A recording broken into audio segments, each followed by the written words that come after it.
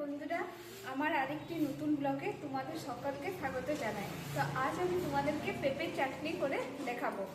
তো প্রথমে পেঁপেটাকে কেটে নেব।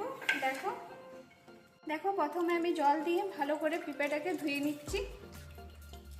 আমার ধোয়া হয়ে গেছে।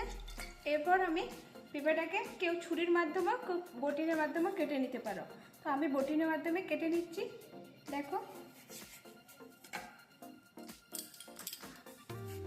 আমার পেঁপে কাটা হয়ে গেছে।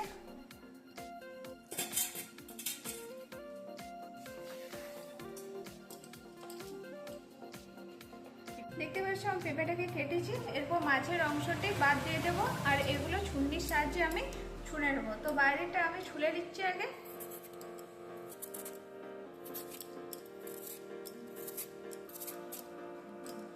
দেখতে পাচ্ছ আমার ভালো করে ছোলা হয়ে গেছে। এরপরে আমি মাঝের অংশটি কেটে বাদ দিয়ে দেবো। তো এইভাবে আমি মাঝের অংশটি কেটে বাদ দিয়ে দিচ্ছি।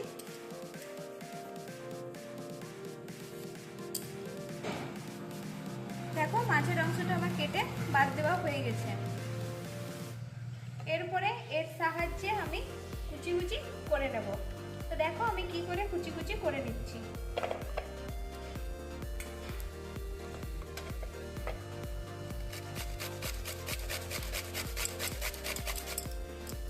দেখতে পাচ্ছ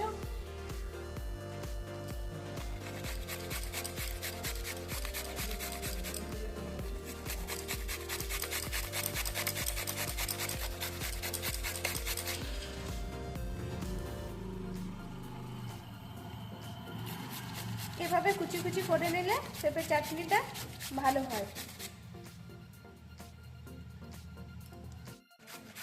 দেখতে পাচ্ছ আমার পেঁপে কুচি করা হয়ে গেছে।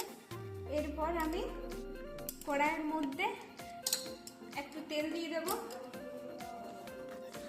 গ্যাসটি আমি জ্বালিয়ে নিচ্ছি। দেখো এরপর আমি কড়াইটা বসিয়ে দিচ্ছি। কড়াইটা গরম হয়ে গেলে আমি এর মধ্যে একটু তেল দিয়ে দেব আর এই কাজু আর কিশমিশগুলো ভেজে নেব। কড়াই গরম হয়ে গেছে, এর মধ্যে আমি তেল দিয়ে দিচ্ছি। তেল দেওয়া হয়ে গেছে, এর মধ্যে আমি কাজু দিয়ে দিচ্ছি। কেউ ঘিও ব্যবহার করতে পারো, কেউ সরষের তেলও ব্যবহার করতে পারো।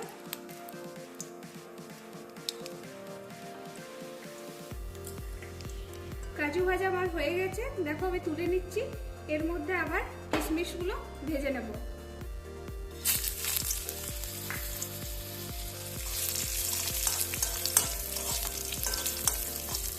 আমার কিশমিশও ভাজা হয়ে গেছে। এবার কিশমিশগুলো আমি তুলে নিচ্ছি।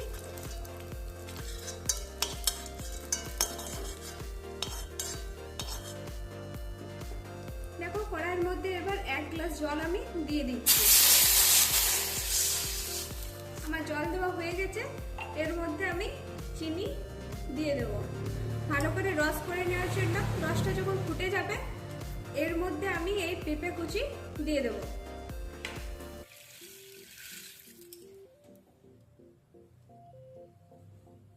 দেখতে পাচ্ছ জল আর চিনি ভালো করে ফুটিয়ে নিয়েছি এবং ঘন হয়ে এসেছে। এর মধ্যে আমি যে পেঁপে কুচিগুলো দিয়ে দেব।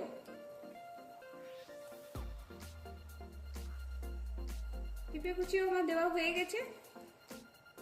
এরপর হালকাভাবে আলতোভাবে আমি নাড়িয়ে নেব।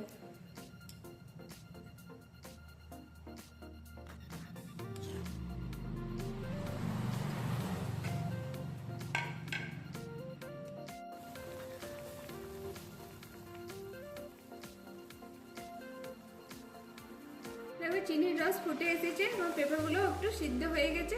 এর মধ্যে আমি কাজু আর কিশমিশ যেগুলো ভেজেছিলাম সেগুলো আমি দিয়ে দিচ্ছি।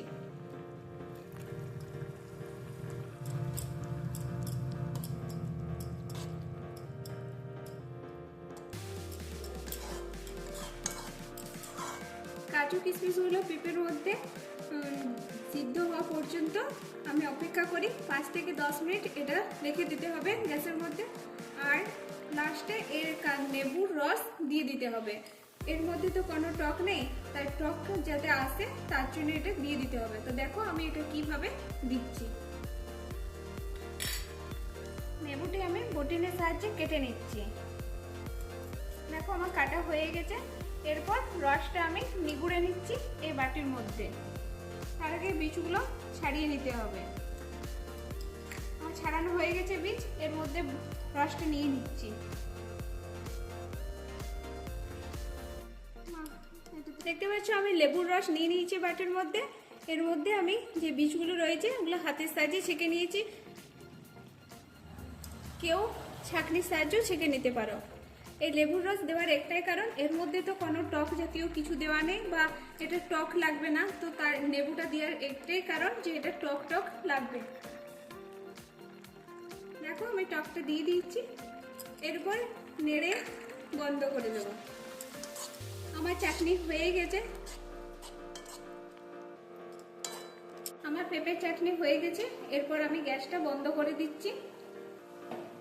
গ্যাসও বন্ধ করে দিয়েছি। এরপর প্লেটের মধ্যে পেঁপের চাটনিটি নামিয়ে নিচ্ছি।